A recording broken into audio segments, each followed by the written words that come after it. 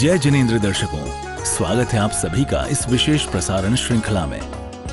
अन्य दिनों की तरह अनुष्ठान के 25वें दिन यानी 28 अगस्त 2022 की प्रातःकाल भी सभी भक्तों ने मंदिर जी में श्री 1008 त्रिनेत्रधारी भगवान आदिनाथ के समक्ष पूर्ण भक्ति भाव से जिन अभिषेक किया।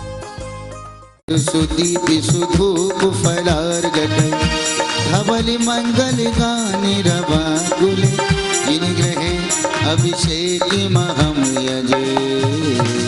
ओम रे अभिषेकांते विश्व जम जम छीम छीम छीम छीम द्राम द्राम द्रीम द्रीम द्रावय द्रावय। ओम नमो पवित्रिने गोघृत धारा जिनाभिषेक सिंचामि सा जिनेंद्रन तवदि गोघृत की धारा देवी देखी ताके कर मन की जय।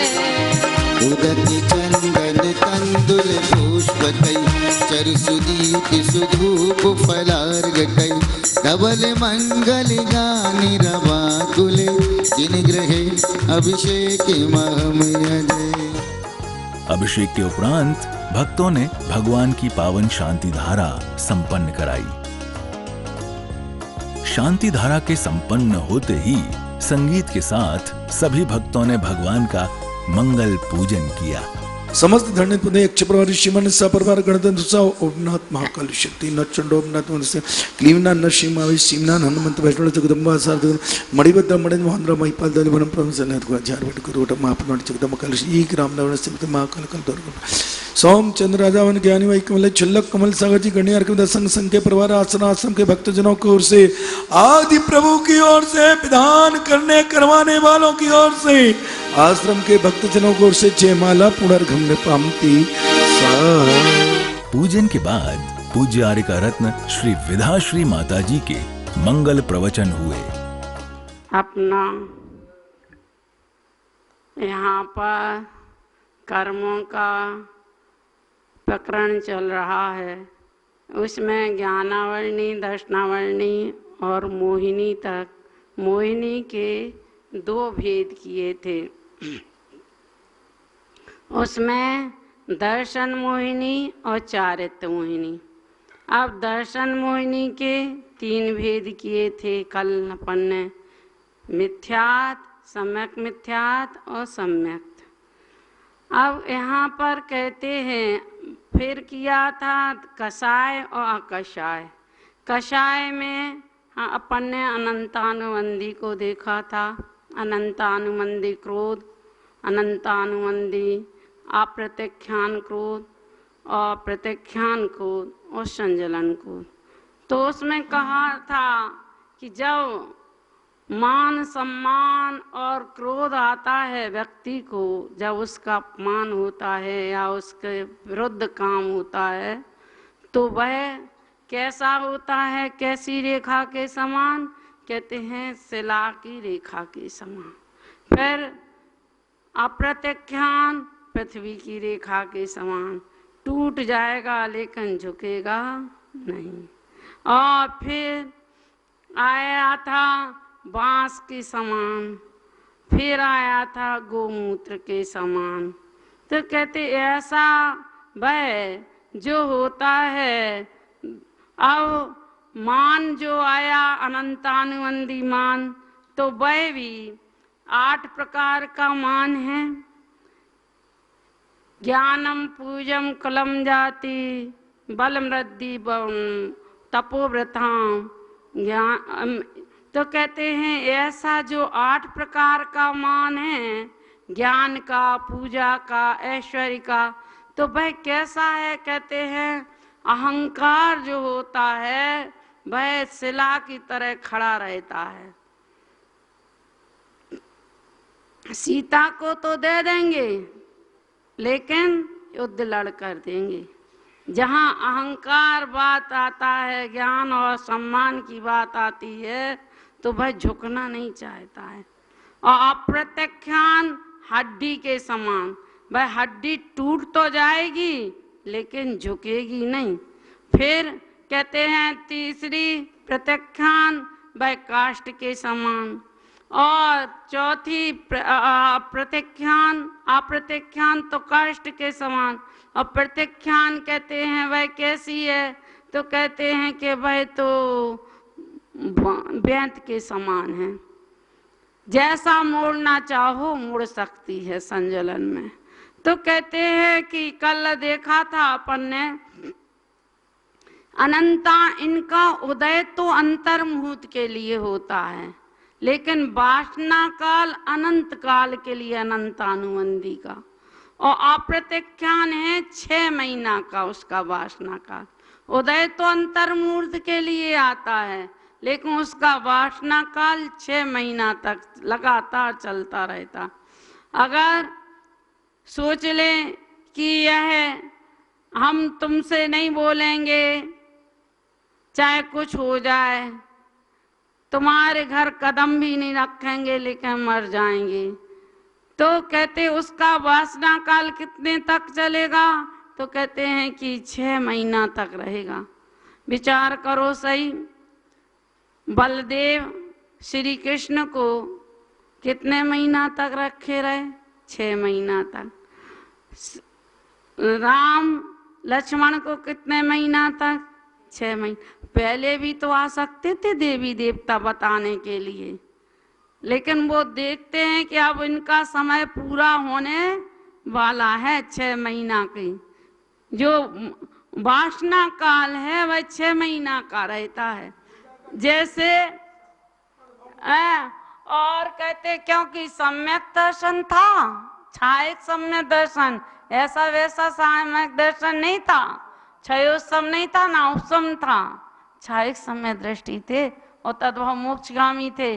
फिर भी उनका वासना काल वह कहलाता है जैसे कोई व्यक्ति को क्रोध आया और कोई सामने पूज्य पुरुष आ गया या कोई दर्शनार्थी आ गया या कोई अच्छा व्यक्ति आ गया, तो उस समय वो क्रोध उसका दब जाता है, वह थोड़ी अच्छी बातें करने लगता है। क्रोध में तो वो भभकता है, और जब क्रोध में कोई अच्छा व्यक्ति आ गया तो वह थोड़ा रुक जाता है। अब रुक तो जाता है लेकिन उसका वह गई तो नहीं, क्षमा थोड़ी हो गई। अब वो कितने समय तक, जब भी वो मिलेगा ना तो वो यही कहेगा, अरे तुम वही तो हो जो तुमने पहले कहा था। तो वह निमित्त पाकर पुनः उत्पन्न हो जाता है। तो वह वासना, क्योंकि उस समय उसके भले दब गई, उसने क्रोध नहीं किया लेकिन क्षमा भाव थोड़ी रखा, तो वह वासना काल कहलाता है। तो कहते वह वासना काल जो रहता है वह 6 महीना तक रहता है, और अप्रत्याख्यान का तो 6 महीना और प्रत्याख्यान का 15 दिन तक। यदि 15 दिन तक तुम नहीं बोले या 15 दिन तक तुम गांठ बांधे रहे, इसने मेरे से ऐसा कह लिया था, जब तक ये क्षमा नहीं मांगेगा ना या ये हमें से क्षमा नहीं करेगा ना, तब तक मैं इसे क्षमा नहीं करूंगा। तो ये 15 दिन तक अगर लगातार चलती रही ये बात, तो समझ लो कि वह कहाँ तक पहुंच गया, वह अप्रत्याख्यान में पहुंच गया। क्योंकि अनंतानुबंधी तो सम्यक्ताचरण चारित्र को घात करती है, अप्रत्याख्यान अल्प मात्र भी देश चारित्र नहीं होने देती है, और प्रत्याख्यान वह पूर्ण रूप से महाव्रत नहीं होने देती है। और संजलन जो है जिस कर्म के उदय से यथाख्यात चारित अर्थात केवल ज्ञान भी नहीं होने देता है। तो कहते हैं भाई केवल मायाचारी जो है वह बांस की जड़ की तरह है अनंतानुबंधी, और अप्रत्याख्यान है भाई ओंगन के गाड़ी का ओंगन होता ना, गिरीश होता, उसके समान है। और संजलन प्रत्याख्यान है वह शरीर के मैल के समान है, और संजलन है वह हल्दी के रंग के समान है। इस प्रकार जानकर 15 दिन तक यदि यह एक सी बनी रही तो समझ लो कि वह महाव्रत तुम्हारे नहीं रहे, महाव्रत नहीं होने दे। देखो बाहुबली को केवल ज्ञान नहीं होने दिया, उस कसाई ने, मान कसाई ने उन्हें केवल ज्ञान नहीं होने दिया। तो ऐसा जानकर हम इन कसायों का स्वरूप जानकर अपने में क्षमा भाव धारण करें। बोलो महावीर भगवान की। प्रवचन के बाद सभी भक्तों ने बड़े ही श्रद्धा और समर्पण से विधान किया। इसी बीच परम जिन भक्त बाल ब्रह्मचारी इंद्र कुमार इंद्र भैया जी ने अपना मंगल उद्बोधन दिया। महानुभाव, अपन स्वर विज्ञान को साध रही थी। आपकी स्मृति के लिए मैं बार बार ये बताना चाहता हूं कि स्वर विज्ञान में 3 बात, पहला चंद्र स्वर, सूर्य स्वर और सुषमा, 3 स्वर, 5 तत्व, पृथ्वी, जल, अग्नि, वायु और आकाश, 5 तत्व। यही सारे तत्व आपके ध्यान में काम आने वाले हैं। इनको जानना, इनको पहचानना और स्वरों को बदलना आप समय को अपने बस में कर सकते हैं। मैंने अभी आपको पृथ्वी धारणा के बारे में बताया था, फिर आपको अग्नि धारणा से आपका शरीर जलकर खाक हो गया और आप एक राख की ढेरी की तरह बैठे हुए वहां पर, कोई विचार नहीं, शून्यता है। और आप आकाश वायुमंडल का चिंतन करते हैं। वह वायुमंडल कैसा है? गोलाकार है, हिरण सी जैसी फुर्ती उसमें तेजप्त है और काले रंग का है, तेज है, चंचल है और वह वायु इतना भ्रमण लिए हुए है, सर्पों की फुंकार की तरह। उसके रक्षक 2 सर्प हैं, एक तक्षक, एक महापद्म। 2 सर्पों से वेष्टित वह वायु तेज पवन चलता हुआ आपके इस राख की ढेरी से टकराता है और धीरे धीरे धीरे धीरे धीरे धीरे धीरे समस्त शरीर की भस्म रूपी राख को खत्म कर देता है। एक मटमैले रंग की मूर्ति जिसमें ना हलन चलन है, शांत मुद्रा में बैठी हुई है, ऐसा चिंतन जब आराधक करता है उसे हम वायुमंडल कहते हैं। और सर्वविज्ञान में है वायुमंडल आपकी नासिका से 6 से 8 अंगुल तक रहता है। वायुमंडल में कोई कार्य किए नहीं जाते हैं, तो स्वर विज्ञान के लिए वायुमंडल, अग्निमंडल और आकाश मंडल का परित्याग किया जाता है और पृथ्वी और जल 2 तत्वों में ही कार्य किए जाते हैं। महानुभाव, आपको जीवन में स्वस्थ रहना है तो इस प्रकार की 5 पिंडस्थ ध्यान है। पिंडस्थ में 5 पृथ्वी धारणा, अग्नि धारणा, वायु धारणा और इसके बाद कल आपको बतलाऊंगा मैं जल धारणा कैसी होती है, फिर आकाश धारणा कैसी होती है, फिर उसके बाद आपको पुनः रूपस्थ, पदस्थ, रूपस्थ और रूपातीत अपनी आत्मा से परिचय कराऊंगा। महानुभाव, जिन शासन केवल आत्म तत्व को पकड़ता है, हमारी उम्र गुजर जाती है, हम सबको जानते हैं। आप कौन हो भैया? जो प्राण निकल गए हैं वो कौन से प्राण थे? मृत्यु हुई, किसकी मृत्यु हुई है? आत्मा कभी मरती नहीं है, आत्मा अजर और अमर है। मरता क्या है? पुद्गल खत्म होती है। जिसका स्वभाव गलन है, यह पुद्गल है आपका, हर क्षण गलन को प्राप्त होता है, ये आपका परिचय नहीं है। जो आत्मा है, जो प्राण है, वो आपका परिचय है।